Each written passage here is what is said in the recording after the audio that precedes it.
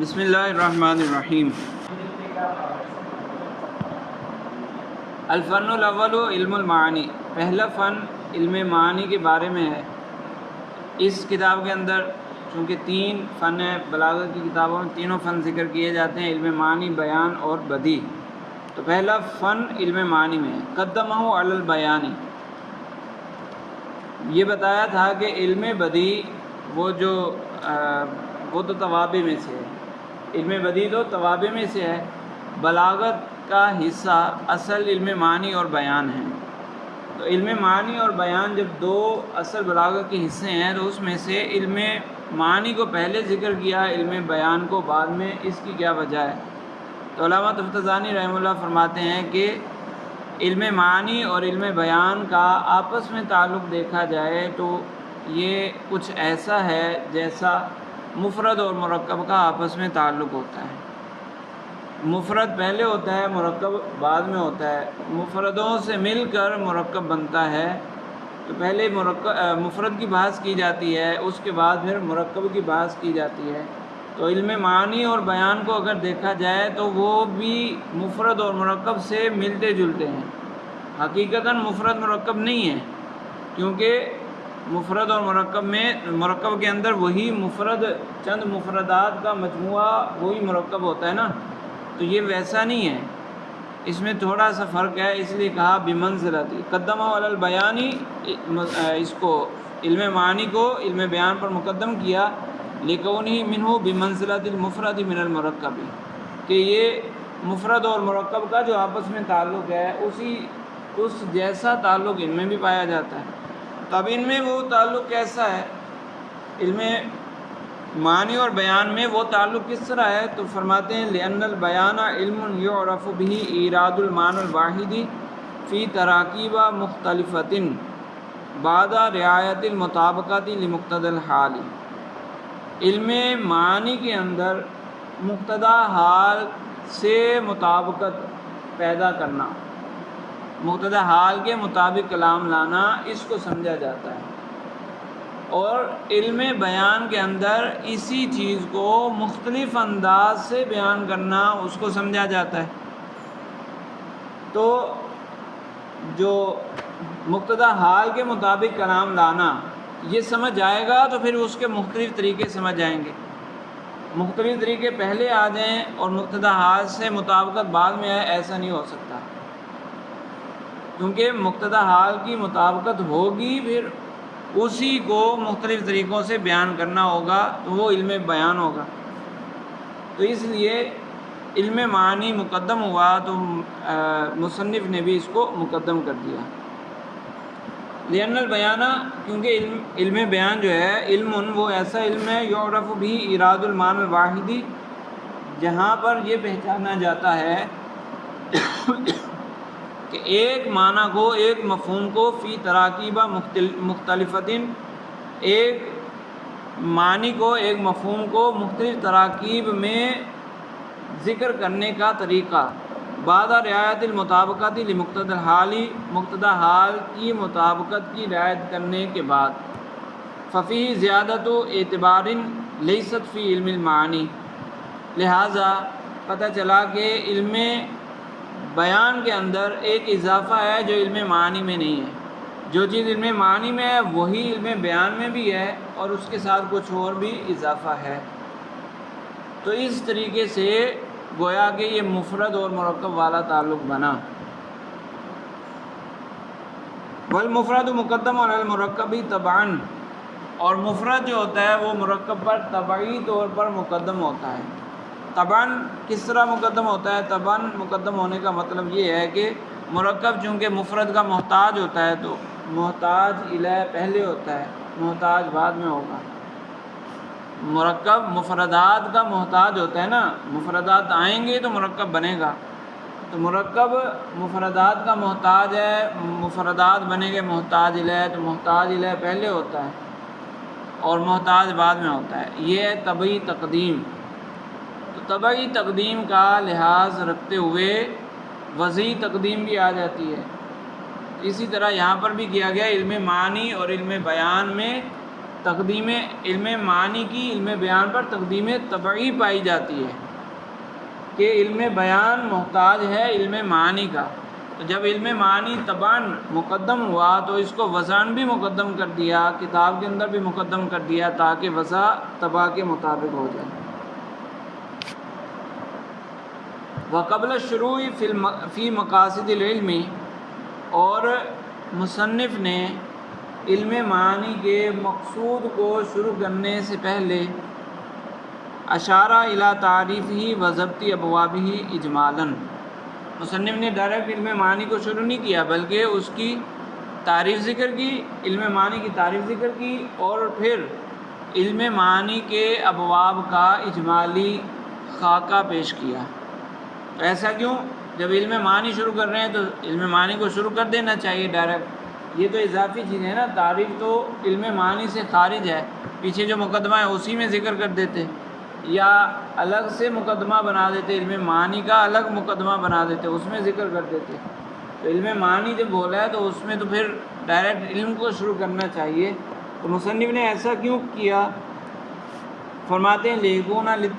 للطالبی زیادہ بصیرت، تاکہ طالب علم کے لیے علم کو شروع کرنے میں زیادہ بصیرت شروع ہو جائے، زیادہ بصیرت حاصل ہو۔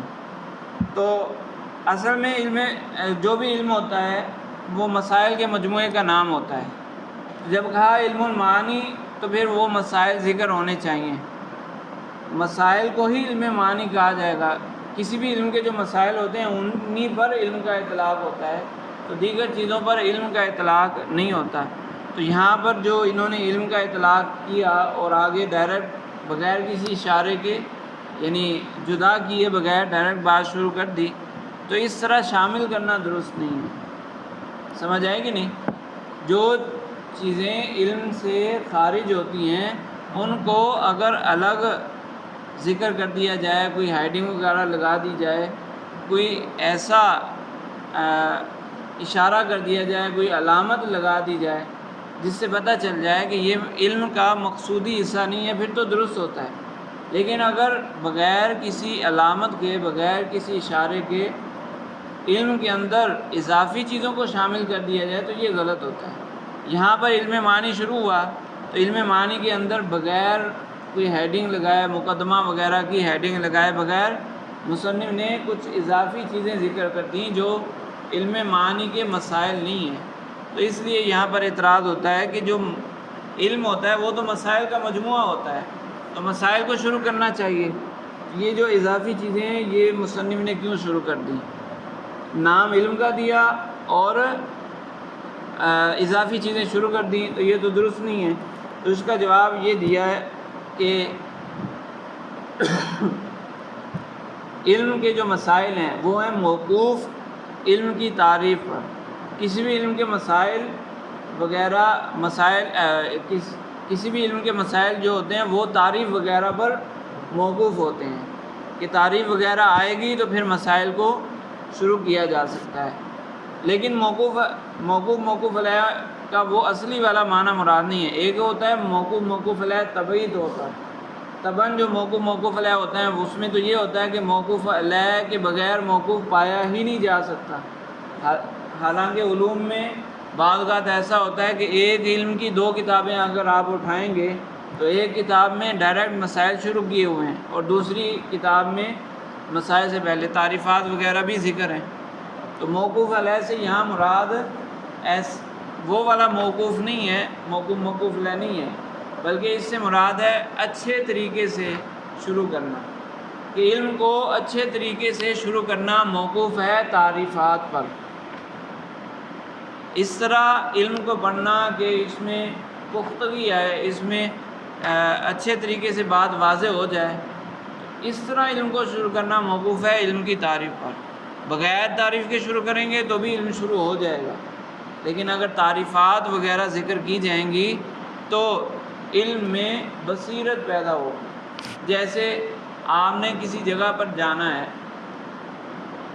اگر آپ سفر شروع کر دیں گے تو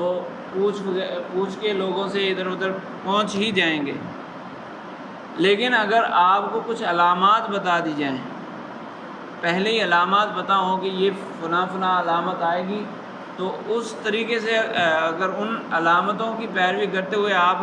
اس راستے کو اختیار کریں تو آپ کے لیے پہنچنا آسان ہو جائے گا۔ تو یہ جو تعریفات ہوتی ہیں یہ بھی علامتوں کا کام کرتی ہیں، علم کے لیے علامتوں کا کام کرتی ہیں کہ جب تعریفات وغیرہ شروع میں ذکر کر دی جائیں گی تو پھر آگے علم کے راستے پر چلنا آسان ہو جائے گا۔ اس لیے علامہ تفتزانی رحمہ اللہ نے فرمایا لیکونا للطالبی زیادہ بصیرت، تاکہ طالب علم کے لیے بصیرت میں اضافہ ہو جائے۔ وَلِأَنَّ كُلَّ عِلْمٍ فَهِيَ مَسَائِلُ كَثِيرَةٌ، اور ایک دوسری وجہ تعریفات وغیرہ کو ذکر کرنے کی وہ یہ ہے کہ ہر علم مسائل کے مجموعے کا نام ہوتا ہے، اور مسائل کا مطلب یہ نہیں ہے، مسائل کا مجموعہ ایسے نہیں کہ ایک مسئلہ اٹھایا، دوسرا وہاں سے اٹھایا، تیسرا وہاں سے اٹھایا اور ملا کر ایک مجموعہ بنا دیا، یہ مراد نہیں ہے، بلکہ مسائل کا آپس میں کوئی ربط بھی ہوتا ہے، مسائل کا آپس میں ربط و ضبط ہوتا ہے۔ تو ایک شخص علم کو شروع کرنا چاہتا ہے، کسی بھی علم کو شروع کرنا چاہتا ہے، اس کو اگر ڈائریکٹ مسائل بتانا شروع کر دیں، مسائل سمجھانے لگیں، تو اس کو مثال کے طور پر اس نے 2 علم شروع کیے، ایک ساتھ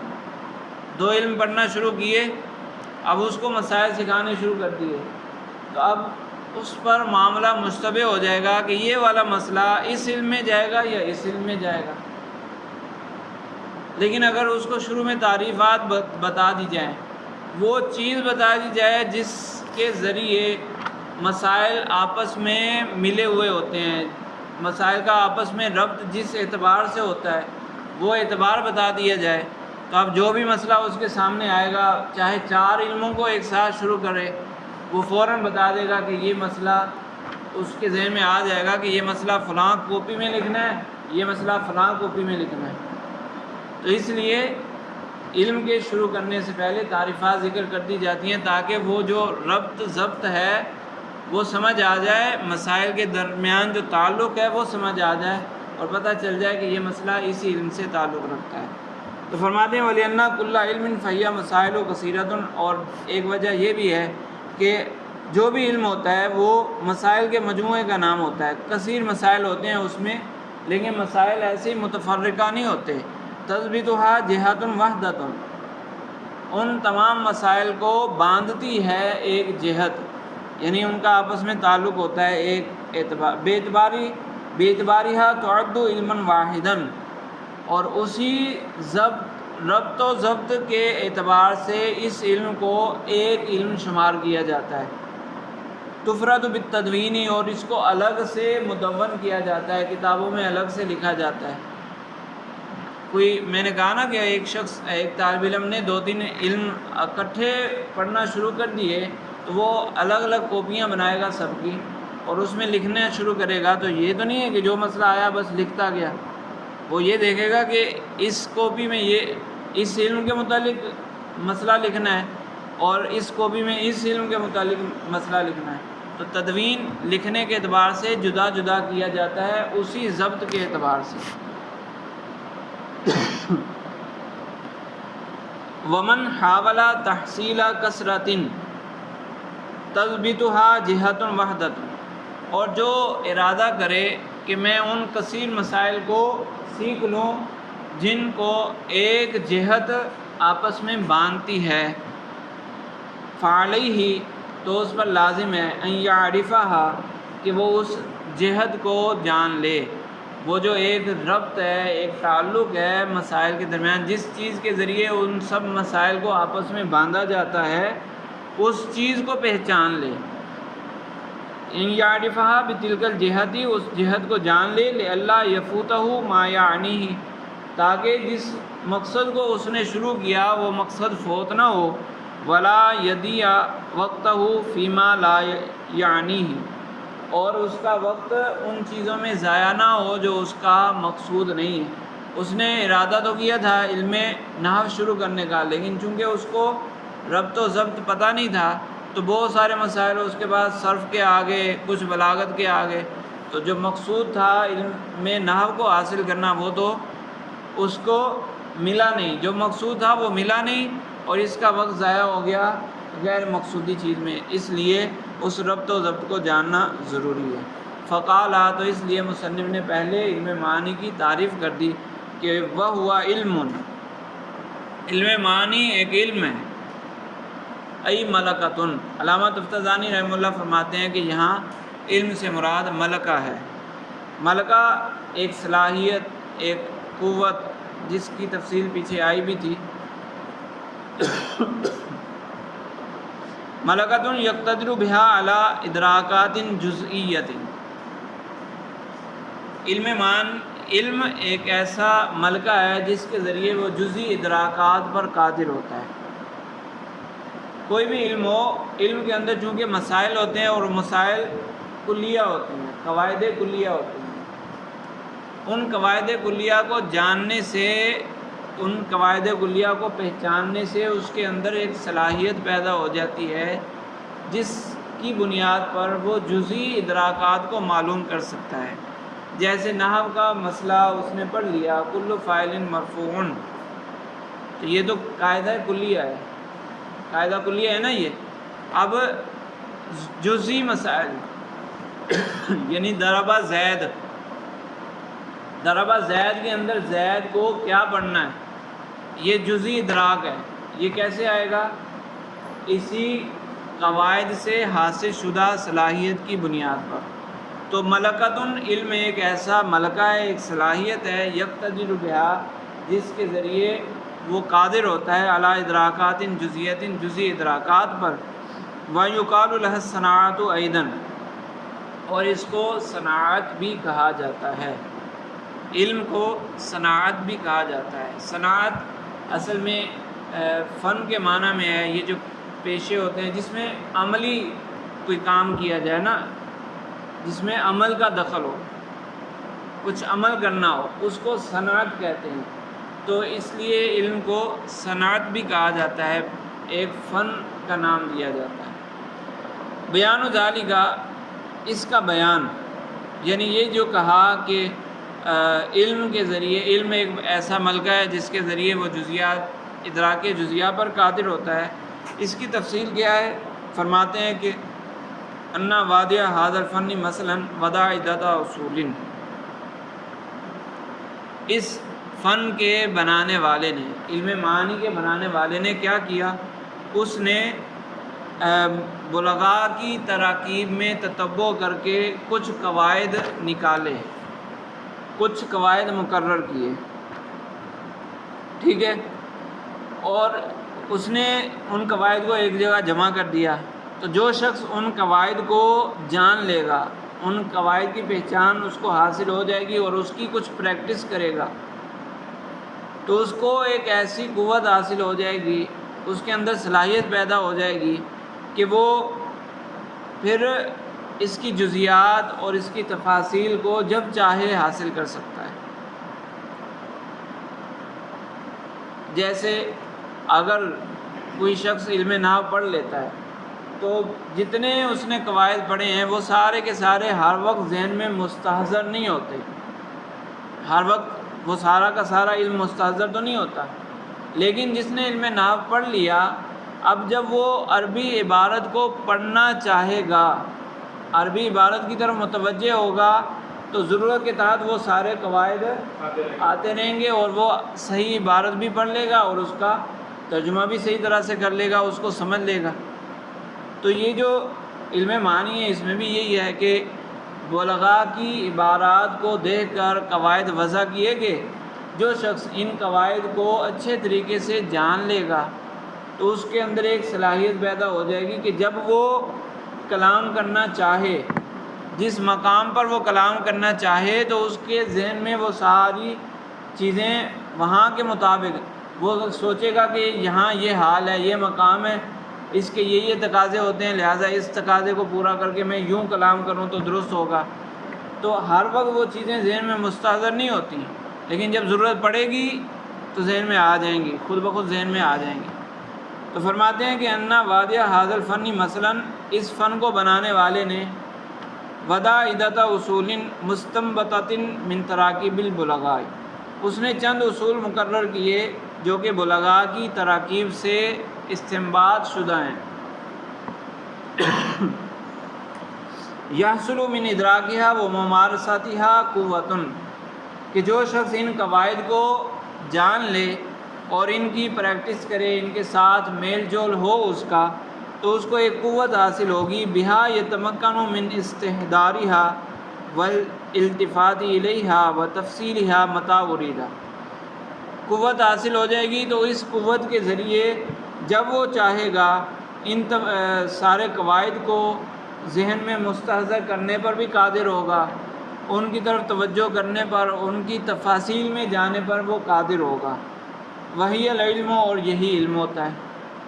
یہی چیز علم ہوتی ہے۔ تو اس لیے علم کو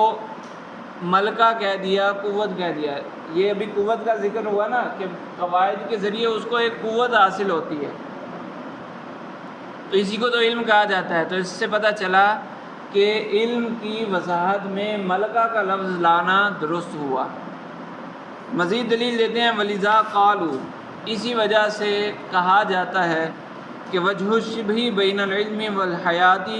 کونہما جہتئی الادراک،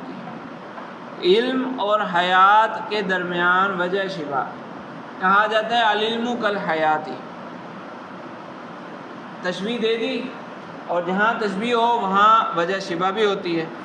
تو کوئی پوچھتا ہے کہ ان کے درمیان وجہ شبہ کیا ہے، تو جواب دیا جاتا ہے وجہ الشبہ کونہما جہتئی الادراک، جہت ادراک، ادراک کا سبب ہونا، یہ ان کی وجہ شبہ ہے۔ ٹھیک ہے، تو علم اور حیات دونوں کے درمیان جو وجہ شبہ ہے، یعنی علم کو حیات سے جو تشبیہ دی، تو وجہ شبہ کیا ہوئی کہ جس طرح حیات ادراک کا سبب بنتا ہے، جس طرح حیات ادراک کا سبب ہے، یعنی حیات ہوگی تو ادراک ہوگا، اگر حیات نہیں تو ادراک بھی نہیں، تو اسی طرح علم ہوگا تو ادراک ہوگا، علم نہیں تو ادراک نہیں۔ العلم سبب الادراک، یہ عبارت بنی کہ العلم سبب الادراک۔ اب علم کے تین معنی ہوتے ہیں، ایک علم کا معنی ہوتا ہے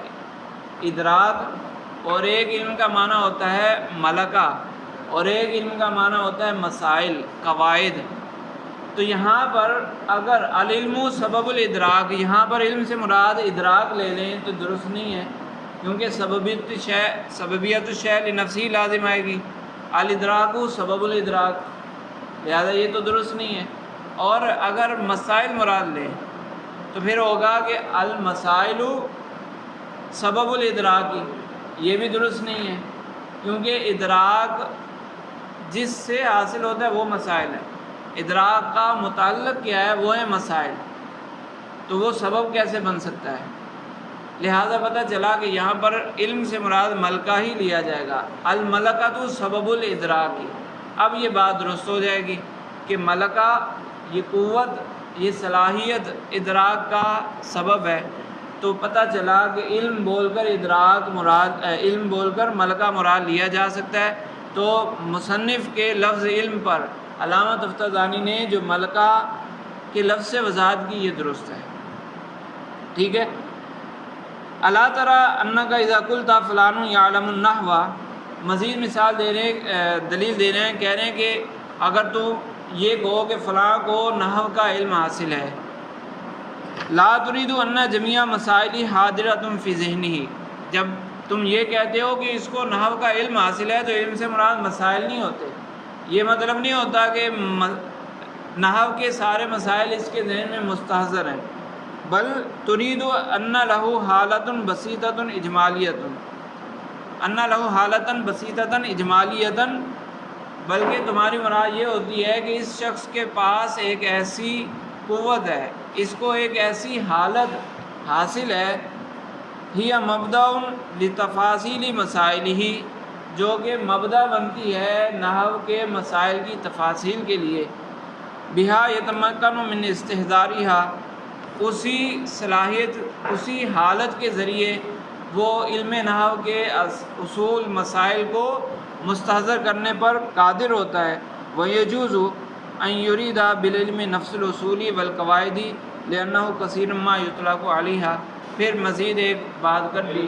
کہ علم کا علم سے یہاں پر علم سے مراد